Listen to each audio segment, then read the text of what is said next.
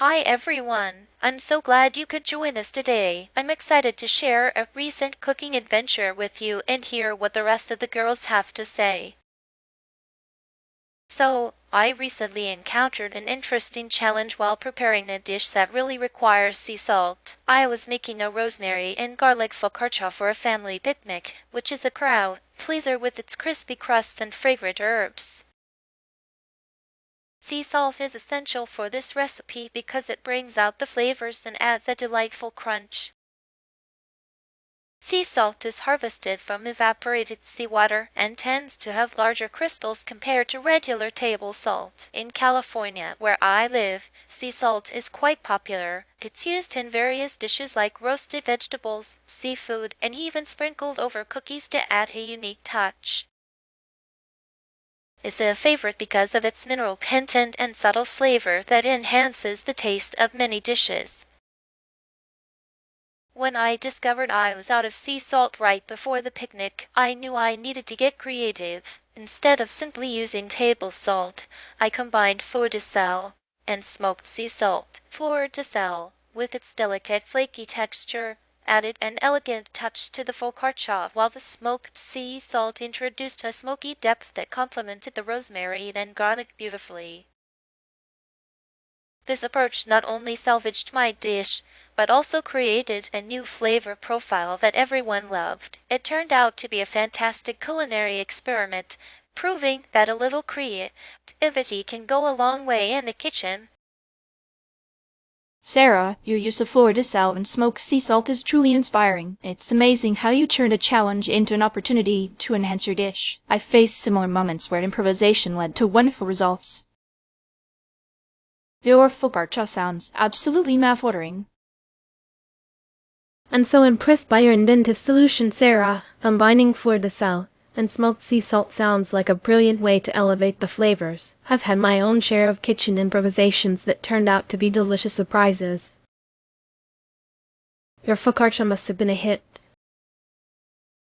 Sarah, your creativity with the salt blend is fantastic. It's great to see how you turned a potential setback into a flavorful advantage. I love experimenting with new ingredients myself, and your focaccia with fleur de sel and smoked sea salt sounds like a culinary masterpiece.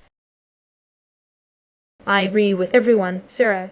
Your resourcefulness is truly commendable. The blend of fleur de sel and smoked sea salt adds such a unique twist. It's always exciting to see how resourcefulness can lead to amazing outcomes. The focaccia must have been a real treat. When it comes to purchasing sea salt, one critical criterion is the texture. Sea salt can vary from fine to coarse grains, and the texture significantly impacts how it dissolves and enhances your dishes. I usually buy sea salt with a coarse texture for roasting vegetables and grilling meats, especially here in Texas, where a robust flavor is often desired. Coarse sea salt has a delightful crunch and helps in seasoning evenly. It's important to consider the intended use and how the salt will integrate with your recipe. One thing to watch out for is ensuring the sea salt is pure and free from additives that can alter its flavor. Building on Jennifer's point about texture, another key criterion is the source of the sea salt. Salt harvested from different regions can have unique mineral compositions and flavors. I often choose sea salts sourced from the coasts of Florida because of their fresh, clean taste, which is perfect for dishes like seafood. The origin can affect the salt's quality and taste, so always check where your sea salt comes from. Beware of overly processed salts that may lack the natural minerals and flavors that come from their original sources. Jennifer and Maya make great points. Adding to that, I think the packaging is also a crucial criterion. Sea salt should be stored in airtight containers to preserve its flavor and prevent moisture absorption. I buy my sea salt in glass jars to ensure its quality remains intact. In New York, where the climate can be humid, it's especially important to keep sea salt well sealed to avoid clumping. Look for packaging that maintains freshness and keeps your salt in optimal condition.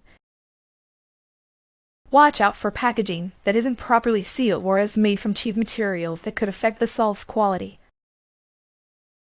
Following up on Chloe's insight, another important criterion is the salt's flavor profile. Different sea salts can have distinct flavors due to their mineral content. I prefer sea salts with a complex flavor profile for baking and cooking, which adds a unique touch to my dishes.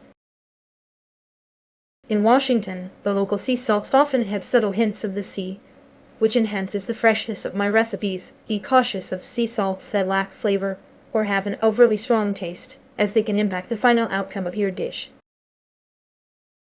I completely agree with Emily's point. To wrap it up, one more criterion to consider is the price versus quality. While it's tempting to go for cheaper options, higher quality sea salts can make a big difference in your cooking. I find that investing in a good sea salt is worth it for the added flavor and texture it brings to dishes like my focaccia. It's important to balance cost with quality to get the best value. Be wary of overpriced sea salts that don't deliver on their promise. When it comes to alternatives to sea salt, one option is kosher salt. It has a similar texture to sea salt and is often used in cooking and seasoning. In Texas, kosher salt is commonly used for its flaky texture and ability to dissolve quickly, making it a good substitute in recipes where sea salt is required. Personally, I find it works well in meats and vegetables. I'd suggest trying Himalayan pink salt as an alternative. It's known for its mineral rich content and pretty pink color. In Florida, it's popular for its unique taste and health benefits. I use it in salads and as a finishing salt for dishes. The distinctive taste and attractive appearance can add a nice touch to any meal. Sea salt can be replaced with fleur de sel as well. This French salt is known for its delicate texture and mild flavor, which makes it an excellent finishing salt. I use it in New York for dishes that need a touch of elegance. It adds a refined crunch and subtle taste that enhances the final presentation of the dish. An interesting alternative could be smoked sea salt. This option adds a smoky flavor, which can be a great substitute in dishes where you want to impart unique tastes. In Washington, I'd use smoked sea salt in dishes like roasted vegetables and meats to add a depth of flavor. It's a wonderful way to bring a new twist to classic recipes.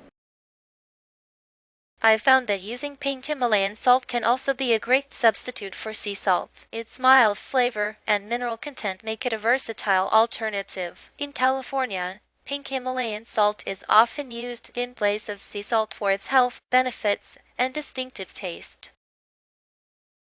It works well in a variety of dishes, from salads to roasted meats.